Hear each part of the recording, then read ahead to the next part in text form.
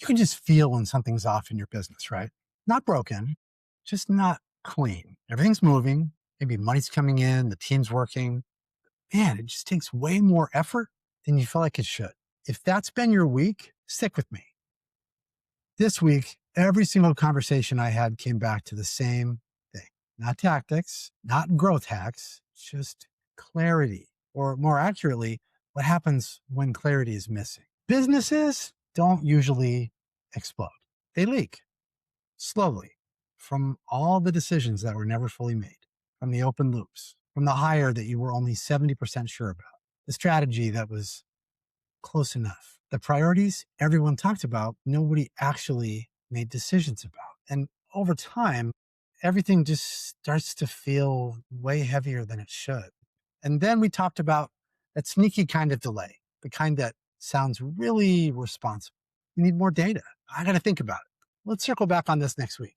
It all sounds smart, right? But most of the time, you already know the options. You're not waiting for clarity. You're avoiding the pain of actually choosing something. And while you're waiting, your team isn't waiting. They start guessing. And suddenly you've got motion without any real alignment. So while you're feeling like they're out of alignment, it's because they are. But let's be clear about this. It's not because they don't care, because they care deeply. They want to fix whatever the issues are. They want to solve your problems. That's what you have them for. That's why they're there. But you're not letting them because you have these open loops. You haven't clearly decided anything. You haven't brought them clarity. And that is causing issues for them and ultimately for you and for your customers. Now, here's a big one. You don't actually run your business on facts. You run it on your story about the facts. This client is impossible. This isn't working. They can't handle it. Well, and maybe all that's true. Or maybe that's just the story that's stuck. And now everything you see is bending to confirm it. You stop seeing what's really happening and start collecting evidence for what you've already decided.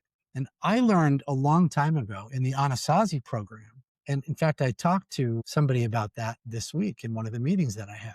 You start gathering allies. When you start gathering allies, you're looking for people to back you up so that you can win the argument, so that you can feel like you're right. That's the story you're telling yourself, that you need to be right. But is that really what you need? And then there's the noise. When every little thing starts feeling like a signal, a slow week, a lost deal, quiet stretch from the team, suddenly you're thinking, we need to pivot or something's wrong. But not everything is feedback. A lot of it's just normal variance, things that just come up in the regular flow of business. If you respond to all of it, you're going to burn out your judgment on that stuff that doesn't even matter. And I have to say this, signal is a very AI word. So when I was trying to figure out how I wanted to talk about this, and I was working with my AI assistant, they kept giving me the word signal. And I hate that word. It's like unlock or be this and then that. All of the AI tells. But in this case, signal is absolutely the right word because it's really what it is. And your team is hearing it from you. They're reading it from you.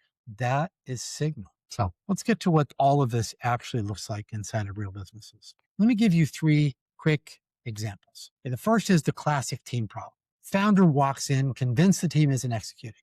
They're missing deadlines. They're not following through the way they should. And frankly, everyone's half-assing their work. So they do the usual, more check-ins, more accountability, more pressure. Does that sound familiar? Does it actually fix anything?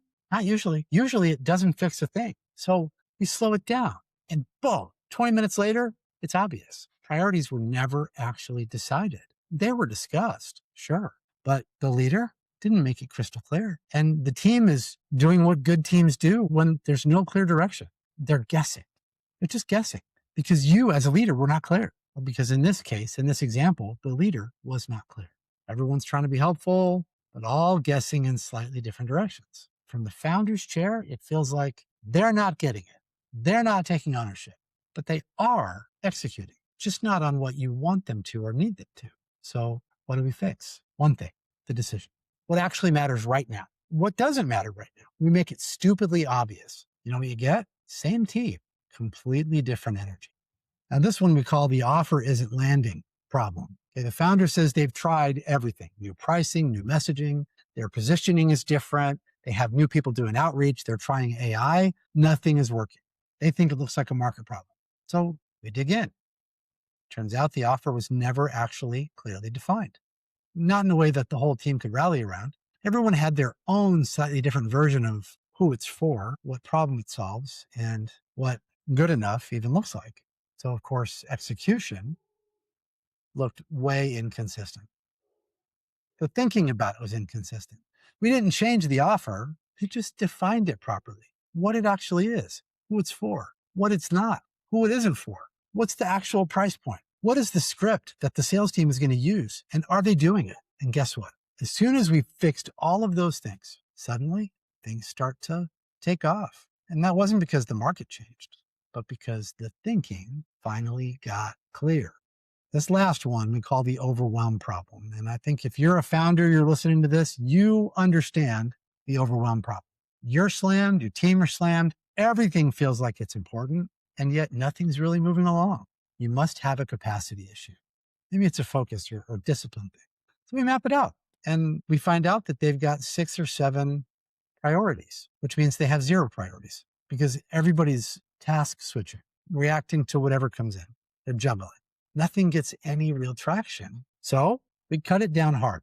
Max 2 priorities. Everything else becomes secondary or you just put on hold. You have to focus. You have to dial in what matters to you. Ideally, you have 1 priority.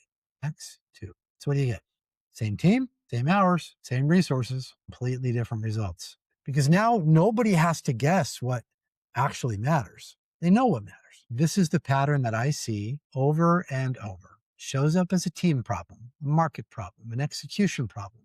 But underneath, it's almost always the same thing: a lack of clean and clear thinking, decisions that were never fully made. You can run a business like that for a long time, and you're probably still going to bring some revenue in. People are going to look and feel busy, but man, that's way heavier than it needs to be for everybody. That heaviness, and here we go again with this word, that's usually your signal. That's the sign you pay attention to. So here's the question I want you to sit with. What in your business has been discussed, but never actually decided? Not kind of decided, not mostly clear, actually decided. Because until that is clean, everything else is just working around what's dragging everything down. Your business is probably working, but it's just way heavier than it should be.